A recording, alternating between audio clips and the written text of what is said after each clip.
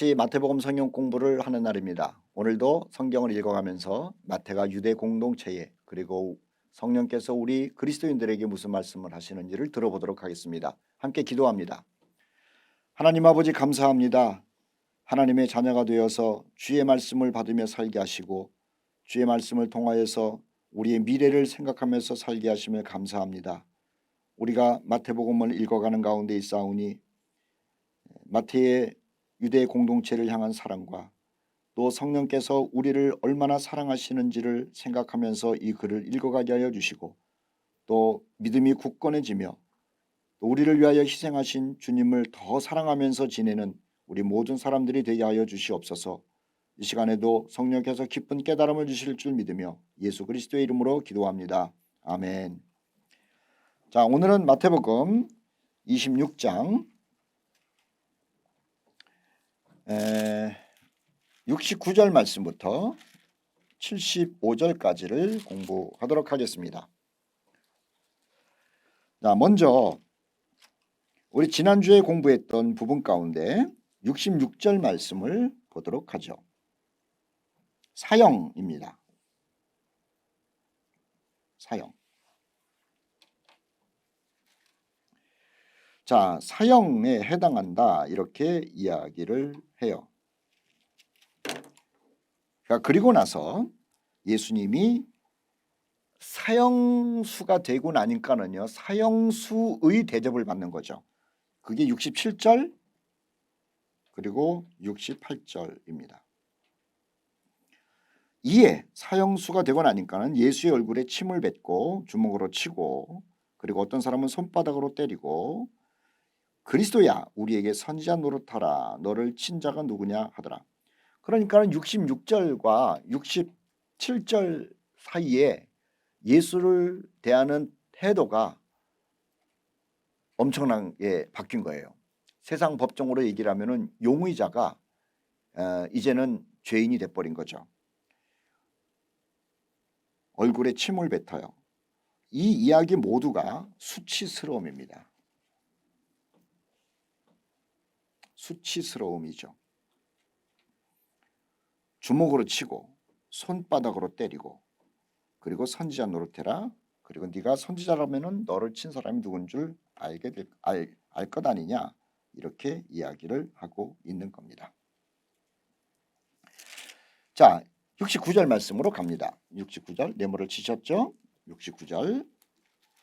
자, 삽입되는 이야기가 나오고 있어요. 삽입되는 이야기. 사실은 68절 끝난 다음에 27장으로 가야 자연스러운데 69절부터 75절까지 잠깐 삽입의 이야기가 나옵니다.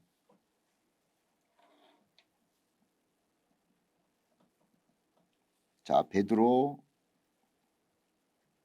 부인 이야기예요. 베드로가 바깥들 동그라미 놓으시고 바깥들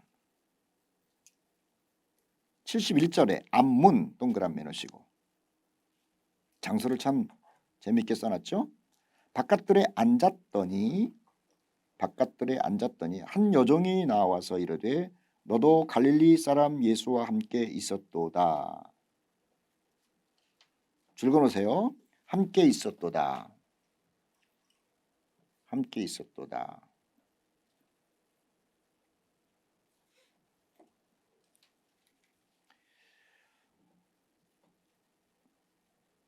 자, 그 말은 뭐냐면 70절 말씀에 내가 무슨 말 하는지 알지 못하겠노나 그리고 거기다 또 줄거놓으시고요. 함께 있었던 것을 부인하는 겁니다.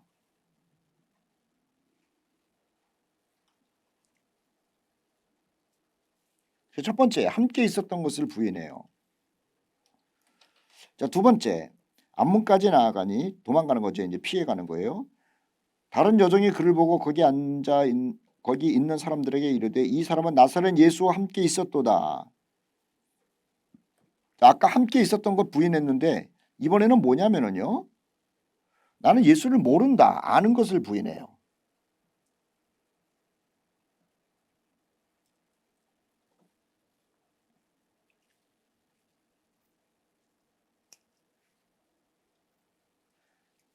자, 세 번째는 73절 말씀에 조금 후에 곁에 앉았던 사람들이 나와 베드로에게 이르되 너도 진실로 그 도당이라 내 말소리가 너를 표명한다 하거늘 74절 그가 저주하며 맹세하여 이르되 나는 그 사람을 알지 못하더라.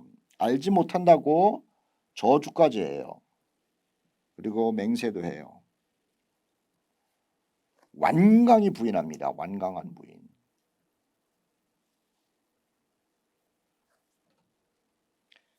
같이 다녔지 않았다는 거예요. 그리고 나는 예수라고 하는 사람 이름 석자도 모른다는 거예요. 자, 여기에 어떻게 사람들이 이 베드로를 보고 새벽이거든요. 새벽. 잘 안 보여요. 새벽에 깜깜한데 보이겠습니까? 안 보여요. 그런데 어떻게 여자아이도 그렇고 다른 사람도 그렇고 예수와 같이 있었던 사람이라고 짐작을 하고 질문을 했겠느냐라고 하는 거예요. 여기 실마리가 있습니다. 자, 어디에 실마리가 있냐면 73절 말씀 내 말소리가 너를 표명한다. 말소리예요.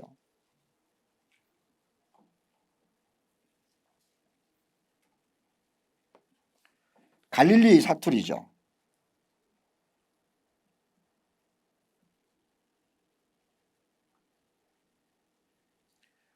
자, 갈릴리 사투리는 말입니다. 악센트가 굉장히 강해요. 경상도 사람들 악센트 강해요.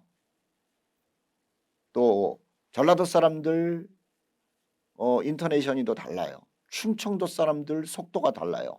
강원도 사람들 달라요. 서울 사람들 달라요. 자, 이 갈릴리 사람들이 말입니다. 유대 땅 전체에서 악센트가 아주 강한 사투리를 쓰는 사람이죠. 그러니까는 껌껌해도 잘 안 보여도 딱 그 사람이 그 사람인 것 같아도 얘기를 하면은 아, 저 사람은 우리 동네 사람이 아니네. 예루살렘 사람이 아니네. 아, 저 사람 뭐 베다니 사람이 아니네. 저 얘기는 갈릴리 사람만 하는 거야. 아무리 베드로가 그것을 예루살렘 사람 말처럼 하려고 그래도 숨길 수가 없어요. 우리 목회자들 가운데 경상도 사람이 있거든요. 자기는 서울말 쓰려고 굉장히 애를 쓰는데 우리는 알아요. 아, 그럼 뭔가 어딘가 이렇게 경상도 말을 하는 게 느껴지거든요. 갈릴리 베드로의 말이 그렇게 사람들에게 들킨 거죠. 이 갈릴리 사투리는요. 아주 고약한 사투리가 돼가지고 랍비들이 예배 때 이 갈릴리 사람들에게 기도를 안 시켰대요. 말이 하도 괴팍한 사투리고 악센트가 그래가지고 예배 시간에 오죽했으면은 기도도 안 시키고 또 축도하는 말도 못하게 하고 그랬다는 것 아닙니까? 그러니 베드로를 알아차리는 것은 어렵지 않았던 겁니다. 자, 마태복음 26장 69절부터 75절까지의 제목이 참 중요해요. 제목. 자, 지금까지 우리가 마태복음을 쭉 공부하면서 어떤 단락의 제목을 붙인 적은 별로 없어요. 그런데 여기에는 제목을 한번 붙여보고 싶은 거예요. 이거는 제 생각입니다. 무너지는 베드로. 제목 어떠세요? 무너지는 베드로.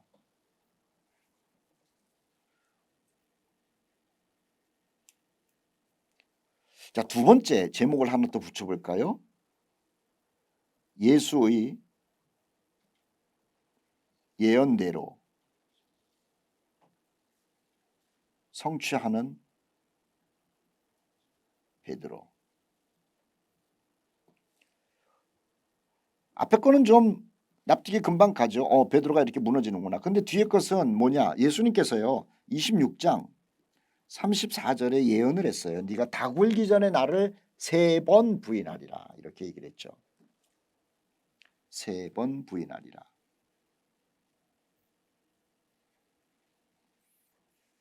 자, 다시 69절부터 75절까지를 한번 보도록 합시다.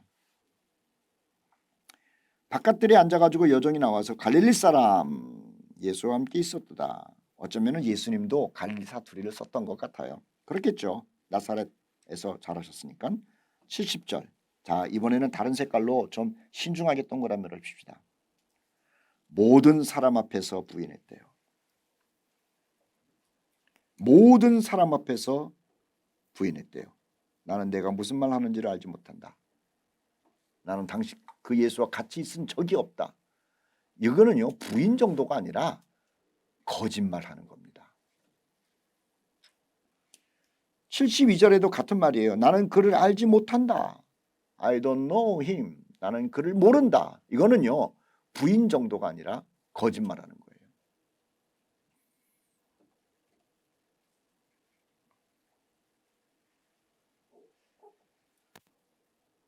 70절에는 모든 사람 앞에서 공개적으로 부인을 하고요. 그리고 71절 앞에는 또 다른 장소인데 거기에 있는 사람들에게 다 들으라고 얘기를 하는 거죠. 거기 있는 사람들에게 말하되 이 사람은 나사렛 예수와 함께 있었다 그러는데요. 72절 말씀 보세요. 여종들에게 다 여종이 다 듣게 말하니까는 그 들은 모든 사람들에게 맹세하고 부인하여 나는 그 사람을 모른다라고 얘기를 하는 거예요. 74절에도 나는 그 사람을 알지 못한다. 마태복음 7장 23절에 무슨 말씀 써 있는지 생각나게 할게요. 나더러 주여 주여 하는 자마다 천국에 들어갈 것이 아니고 이런 말 써 있어요. 거짓 선지자에 관한 이야기가 써 있어요. 그리고 불법을 행하는 자들아 내가 너희를 도무지 알지 못한다 이 말이 써 있어요. 재밌죠? 마태의 기술이에요. 나는 너희를 알지 못한다. 베드로가 나는 예수를 알지 못한다. 소름 끼치는 얘기 아닙니까? 마태복음 25장 12절에 어리석은 처녀들이 문을 두들기는 거예요. 신랑이 뭐라고 그래요? 나는 너희를 도무지 알지 못한다. 나는 너희를 알지 못한다. 근데 베드로가 지금 예수님을 나는 그를 알지 못한다. 마태는요. 예수님이 누구를 알지 못한다. 나는 너희를 도무지 알지 못한다 라고 말씀하신 것과 더불어 베드로가 나는 당신을 알지 못합니다 라는 이야기를 한 것을 기록하고 있고요. 그리고 마태는 자기 글에 이러한 무시무시한 이야기를 쓰고 있었다는 것 생각해 보자는 거죠. 마태복음 10장 32절과 33절이에요. 누구든지 사람 앞에서 나를 시인하면 나도 하늘에 계신 내 아버지 앞에서 그를 시인할 것이요. 누구든지 사람 앞에서 나를 부인하면 나도 하늘에 계신 내 아버지 앞에서 그를 부인하리라. 저는요. 마태복음 7장 23절과 25장 12절 주님이 모른다는 얘기 그건 그런가 보다 그랬어요. 그런데 베드로가 예수님을 모른다라는 얘기에 소름이 꽉 끼침과 동시에 마태복음 10장 32절과 33절을 생각해내면서 이거야말로 정말 전율이 느껴지는 얘기 아닙니까? 어떻게 이런 말씀을 마태는 자기 책에다가 기록을 했고 성령께서는 마태를 통해서 이런 걸 기록하시면서 우리에게 소름 끼치는 메시지를 전하고 있으시냐라고 하는 거예요.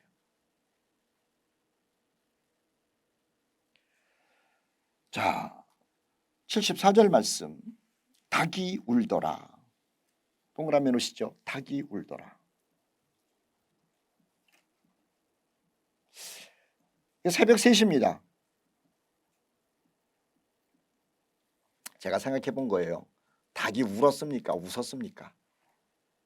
우리는요. 새가 제잘제잘 그러면 꼭 울더라고 그래요. 닭이 울더라. 새가 울더라. 근데 영어에는 그러지 않잖아요. singing. 새가 노래한다 그러는 거예요. 제가요. 영어 성경을 한번 찾아봤어요. 닭이 새벽에 되게 꼬댁 그럴 때 그게 우는 건지 웃는 건지 닭이 아침에 소리를 지르면서 웃더라. 이게 더 맞는 것 같은데 근데 cry out. 닭이 울었대요. 이건 제 생각이에요. 닭이 울었대요. 진짜로. 그렇게 표현했어요. 왜 그럴까요? 베드로가 예수님 부인하는 걸 보고 닭도 슬펐지 않았겠나? 그래서 울지 않았겠나? 한번 생각해 보는 거예요. 자, 새벽 3시에는요. 닭이 그렇게 고정된 시간을 울기는 합니다. 수탉들이 울죠. 그런데 시계가 없었던 그 시대에는, 그리고 시계가 귀했던 그 시대에는요. 새벽 3시에 우는 닭을 통해 가지고 로마 경비병이 교대 근무하는 거예요.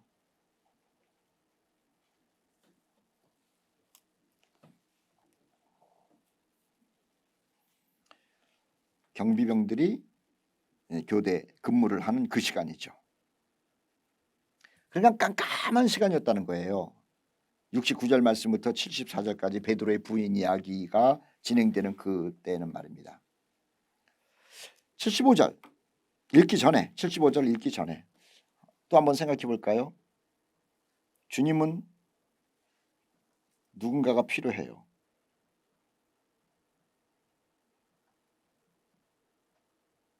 다른 때는 주님이 그렇게 절실하게 제자들이 필요하지 않았어요. 그런데 지금은요. 낭떠러지 땅끝에 서 있는 거죠. 지금은 최고의 고난과 억울함과 공포 속에 있는 거예요. 지금은 주님이 필요한 때예요. 그런데 주님이 도움을 필요로 할 때 베드로는 주님을 부인해요.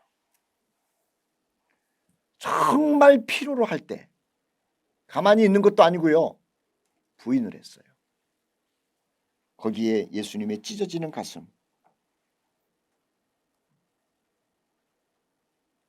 생각해 보자는 거예요. 아까 전에 말씀드릴 때 이 이야기의 제목을 한번 생각해 보자고 그랬죠. 무너지는 베드로라고 하는 거예요. 무너지는 베드로. 베드로는 말입니다. 장담을 했어요. 장담을. 죽을지언정 뭐 이런 얘기도 하고요. 뭐 나는 주님 배신하지 않는다 그런 거예요. 그런데 무너지는 거예요. 사람들은 수많은 장담을 합니다. 실천할 수 없는 장담.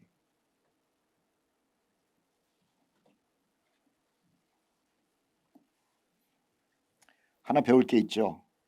좀 겸손하라는 겁니다. 인간은 생각대로 되는 게 아니에요. 그래서 예수께서 한 번은 말씀하셨잖아요. 마음은 원인데 육신이 약해서. 그 정도가 아닙니다. 마음은 원인데요.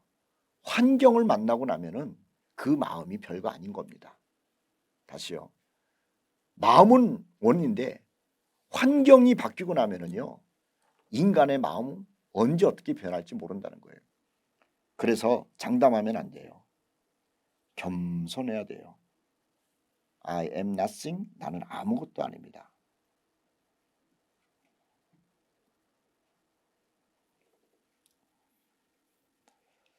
여기 중요한 게 있습니다. 베드로가 왜 무너졌느냐는 거예요. 왜 무너졌느냐. 무너지는 베드로라고 하는 제목이 쓰였는데 왜 무너졌느냐. 겸손하지 않고 장담했는데요. 이것보다도 더 중요한 무너짐의 이유가 있어요. 기도 안 해서 그래요.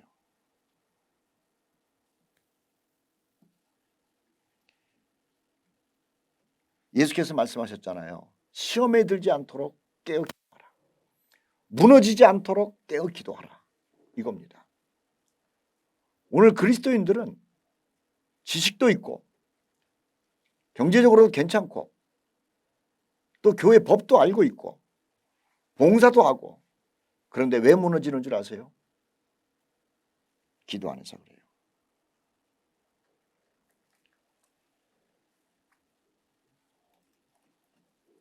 깨어서 기도하지 않으면 환경 속에서 나는 어떻게 무너질지 모릅니다.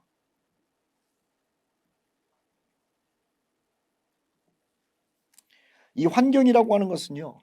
다양한 거예요. 가정에서 일어나는 환경, 관계 속에서 일어나는 환경, 물질 때문에 일어나는 환경, 심지어는 건강 때문에 일어나는 환경, 자녀 때문에 일어나는 환경 굉장히 많죠. 이 모든 것이 우리를 어떻게 무너뜨리려고 준비하고 있는지 몰라요. 그런데 기도하지 않으면요 생각지도 않은 것 때문에 내가 무너지는 경우가 한두 번이 아니라고 하는 거죠. 여기 참 재밌는 게 있어요. 베드로가 예수님을 3번 부인합니다.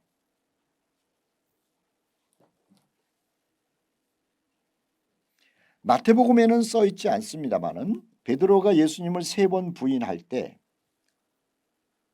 숯불 옆에서 부인을 해요. 숯불 옆에서. 예수님이 부활을 하십니다. 그리고 베드로가 고기를 잡는데 가셔가지고 고기 갖고 오라고 그래가지고 고기 구워 잡수시잖아요. 그 고기 구워 잡수시는 불을 숯불이라고 요한복음에 써 있어요. 네가 나 3번 부인했냐? 나도 너한테 3번 묻겠다. 네가 나를 사랑하느냐? 네가 나를 사랑하느냐? 네가 나를 사랑하느냐? 참 예수님도 짓궂으시죠. 그런데 마태복음에 예수님이 고난받기 전에 베드로는요. 아이고 내가 주님 부인하지 않습니다. 내가 주님 지켜드릴 겁니다. 다 도망가도 나는 주를 도망가지 않습니다. 장담하던 이 베드로가 예수님 부활한 다음에 숯불 앞에서 고기 구워 먹다가 예수님이 한 질문이 있어요. 네가 나를 사랑하느냐는요. 장담하네요. 주님이 아시지요. 주님이 아시지요. 주님이 아십니다. 사람이 변한 거예요. 철없는 사람은 장담을 해요. 그런데요. 주님을 만나고 성령의 다스림을 받는 사람은 자신이 얼마나 연약한 줄 알고 장담 안 해요. 하나님이 도와주셔야 됩니다. 그래야 내가 신앙 지킬 수 있습니다. 그렇게 얘기하게 되더라는 것이죠. 75절 말씀입니다. 이에 베드로가 예수의 말씀에 닭 울기 전에 네가 3번 나를 부인하리라 하심이 생각나서, 자 동그라미,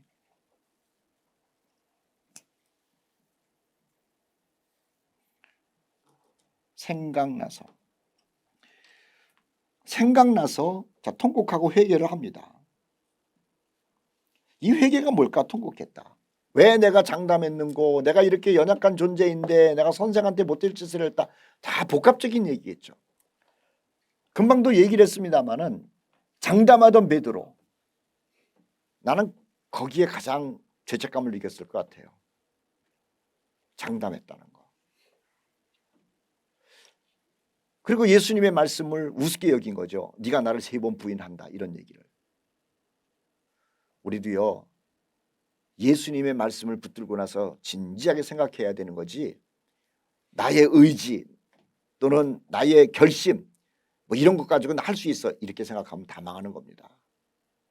연약한 존재라는 것 인정하라는 거예요.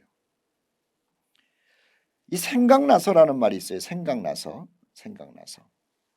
생각. 근데 베드로서를 보면 베드로서에 예수님의 재림 이야기가 많이 있거든요. 찾진 않겠습니다만 나중에 한번 읽어보세요. 생각나게 하려 함이니라. 베드로가 예수님의 말씀 그때 생각이 난 거예요. 네가 나를 3번 부인하리라. 근데 그것만 생각난 게 아니에요. 베드로가 성령 받고 나서 살아가면서 예수님께서 하신 말씀 조목조목이 생각나요. 특히 예수님의 재림에 관한 이야기들이 생각이 나요. 그리고 나도 예수님의 말씀, 특히 재림에 관한 말씀이 생각나는과 동시에 너희들도 생각나게 하려 함이니라. 그러면서 베드로 전서를 쓰고 베드로 후서를 썼다는 것 아닙니까? 생각날 때 어떤 태도를 보입니까? 특히 주의 말씀이 생각날 때 어떤 태도를 보이냐는 거예요. 첫째, 무시하는 사람이 있습니다.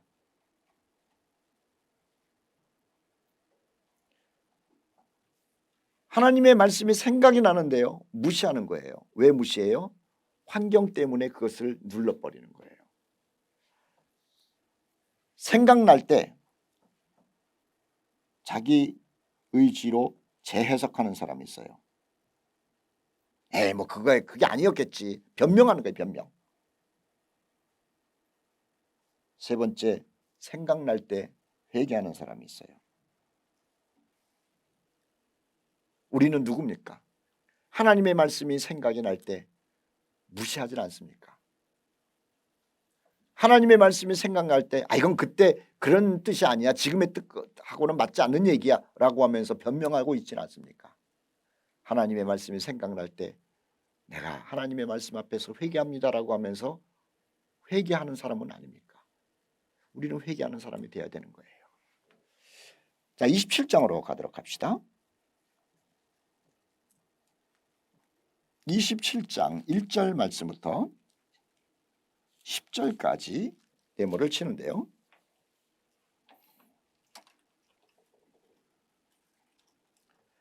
자, 이 이야기는 그냥 넘어갈 것이 아니고 27장 1절과 2절 그 다음에 3절부터 10절까지를 다른 것으로 네모를 쳐야 돼요.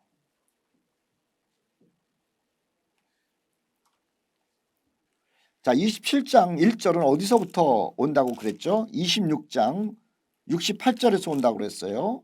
예수님을 사형수로 만들어 놓고 사형수처럼 대우를 하죠. 막 때리고 침 뱉고 어쩌고 저쩌고.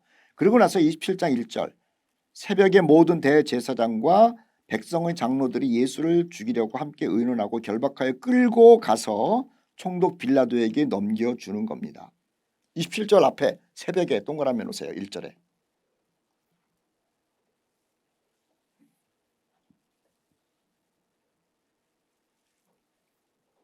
그리고 끌고 가서 총독 빌라도에게 넘겨주면서 어디로 가야 되냐면 원래는 11절로 가야 되는 거죠. 끌고 가서 총독 앞에 넘겨주고 11절 예수께서 총독 앞에 서는 겁니다. 그렇게 해야 되는데 여기 또 하나의 삽입이 들어가요. 3절부터 10절까지입니다.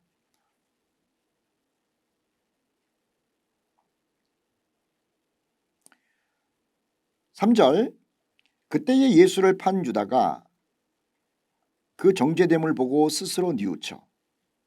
자, 아까 69절부터 75절까지 삽입. 자, 지금 27장 3절부터 10절까지 삽입. 베드로 이야기 삽입, 유다 이야기 삽입이에요.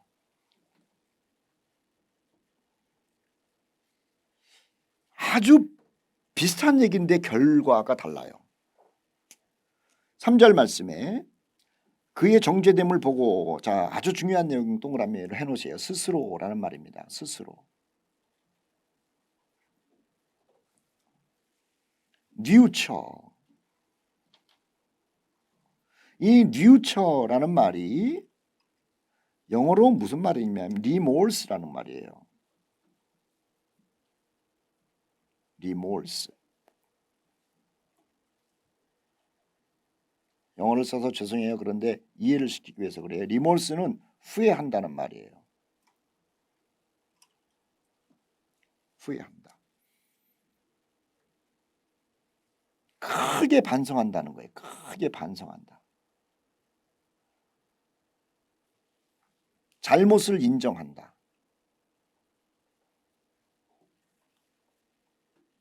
스스로가 그렇게 반성도 하고 후회도 하고 괴로워하고 그랬다는 거예요. 양심이 돌아왔다는 거죠. 그래서 은 30개를 대제사장들과 장로들에게 갖다가 줍니다. 그리고 내가 무죄한 피를 팔고 죄를 범했다라고 이야기를 해요. 내가 잘못했다고 얘기를 하는 거예요. 내가 큰 실수를 했어. 내가 이러면 안 되는데 하면서 돈을 주려고 그래요. 그런데 대제사장들과 장로들의 반응이 이런 겁니다. 이미 끝났다 이거죠. 우리에게 무슨 상관이냐. 내가 당하라. 끝났다 이 얘기예요. 끝났다.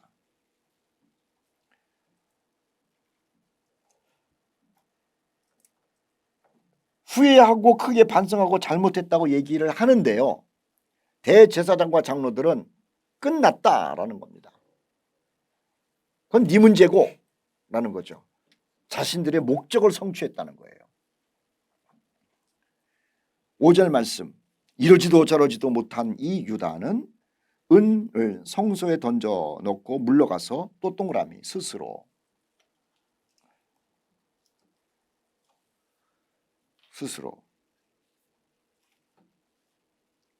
저는 개인적으로 생각하기를 유다가 이렇게 뉘우치고 괴로워하고 이것은요 성령께서 주시는 기회예요.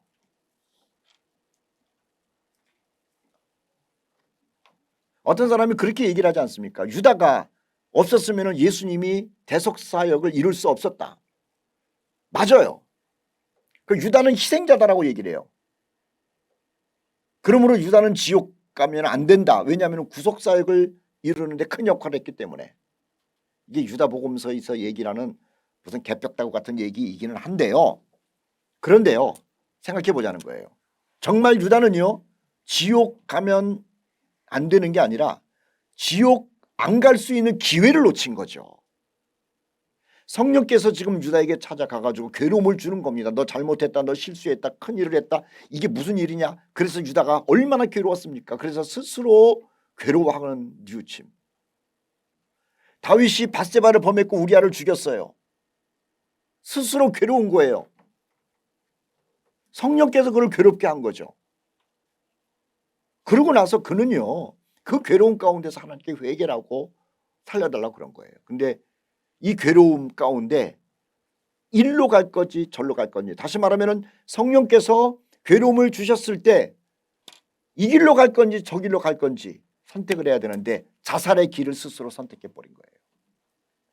그는 예수를 팔았기 때문에 지옥 간 게 아니에요.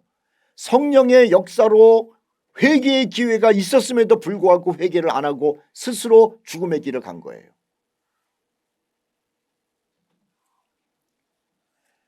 육절 말씀. 대제사장들이 그 은을 거두며 이르되 이것은 핏값이라 성전고에 넣어둠이 옳지 않다. 왜냐하면요 사람 하나 죽인 돈 아닙니까? 그러니까 자기들도 양심이 있어가지고 성전에서 쓰는 돈으로 하진 않고 무덤을 삽니다. 그래서 나그네들의 무덤 묘지를 사죠.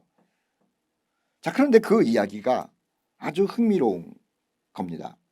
7절 말씀에 의논한 후 이것으로 토기장이의 밭을 사서 나그네의 묘지를 삼았다.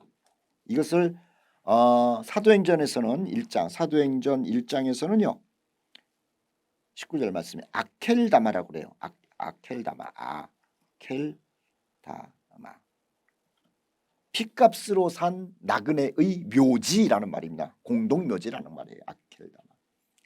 자, 이게 왜 중요하냐?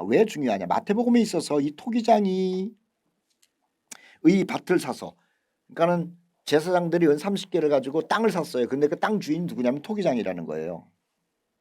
근데 왜 토기장이라는 말을 굳이 하느냐? 그냥 땅을 사서 묘지를 만들었다 그러면 되는데 토기장이의 땅을 샀다라는 얘기가 구약성경에 나오는 거예요. 스가랴 11장 12절과 13절이 나와요. 성경 공부 끝나신 다음에 개인적으로 찾으셔서 확인하시길 바라요. 그러니 유대 기독 공동체는 마태의 글을 하나하나 읽으면서 순간순간 구약 성경에 기록된 것들이 생각나는 거죠. 그리고 예수님의 고난과 죽음, 예수님의 모든 사역은 구약 성경에서 말한 그대로 한 치의 오차도 없이 지금 성취되고 있다라고 하는 것을 느끼는 거예요. 그러므로 인하여 우리가 믿는 그 예수님은 구약에서 말한 메시아임을 확인하고 확정하게 되는 거죠. 그래서 유대인인 바울은요 자기 서신서에서 항상 강하게 얘기하는 게 있어요. 예수님을 얘기를 할 때, 그리스도의 복음을 얘기를 할 때 성경대로라는 거죠. 성경대로 죽으시고 성경대로 부활하시고, 그런데 그 말씀 안에는요 진짜 성경대로 된 이야기들이 널려 있다는 거예요. 깨알같이 많다는 거예요. 자, 이 토기장 이야기가 스가랴서에도 나오지만은요 마태는 유대 공동체에게 노골적으로 구약 성경에 인말이 있다고 얘기를 합니다. 이름까지 얘기를 하네요. 예레미야 의 그래. 자, 9절. 이에 선지자 예레미야를 통하여 하신 말씀을 이루어졌나니. 얼마나 유대 공동체가 감동을 받고 깜짝깜짝 놀라겠습니까? 예레미야를 통하여 하신 말씀이 이루어졌나니 이르시되 그들이 그 가격 매겨진 자 곧 이스라엘 자손 중에서 가격 매긴 자의 가격 곧 은 30개를 가지고 토기장이의 밭 값으로 주었으니 이는 주께서 내게 명하신 바와 같으니라. 자, 예레미야 18장 2절과 4절, 19장 1절 또는 32장 6절과 15절 내용에 이 내용들이 기록되어 있어요. 구약성경을 잘 아는 유대 기독 공동체에게, 구약성경을 잘 아는 마태가 구약성경 구석구석에 있는 이야기들을 끄집어내면서 예수님을 지금 소개하고 있는 겁니다. 이 이야기를 읽고 있는 유대 기독 공동체는 모두가 성경 안에서 환호를 하고 있는 것이고, 이 이야기를 읽고 있는 성경을 잘 아는 유대 기독 공동체는 감동과 감동 속에서 바로 예수님이, 우리가 영접한, 우리가 사랑하는 예수님이 하나님의 아들이고 그리스도다라고 하는 확증을 갖게 되는 순간이다라고 하는 거예요. 정말 소름 끼치는 얘기 아닙니까? 유대 기독 공동체에게는 말이에요. 우리들도 그러니 유대인들에게는 얼마나 대단했겠냐는 거예요. 마지막으로 이 가룟 유다의 사건 3절 말씀부터 10절까지는요. 무슨 이야기를 하고 있는 것일까요? 하나님의 완전한 통제 속에서 일어나는 일입니다.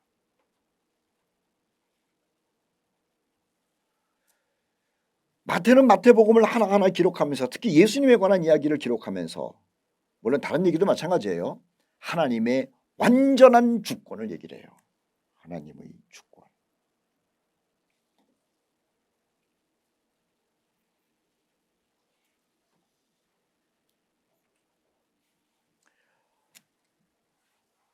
우리가 성경을 읽으면서요, 우리는 생각으로 또는 어떤 일어난 현상으로 예수님을 생각하는 게 아닙니다. 이미 오래전에 기록된 그분이 우리가 믿는 예수님이라는 것을 확인하면서 살아가면 되는 겁니다. 그때 확신이 서는 거예요. 그때 우리의 믿음은 굳건해지는 거예요. 그때 우리의 믿음은 흔들리지 않는 것이죠. 그렇기 때문에 바울은 디모데에게 말하기를 배우고 확신하는 일에 거하라고 얘기를 했고요. 우리들도 하나님께서 하실 일을 기록한 구약성경을 읽으면서, 하나님께서 하신 일 신약성경을 읽으면서 확신한 일에 거하고, 하나님께서 하실 일을 기록한 성경을 읽으면서 앞으로 될 일들을 생각하면서 준비를 잘하면서 살아가는 사람들이 되어야 할 것입니다. 한 주간 동안도 하나님의 말씀 가운데 흔들림 없는 믿음으로 승리하시기를 바랍니다. 다음 시간에 뵙겠습니다. 감사합니다.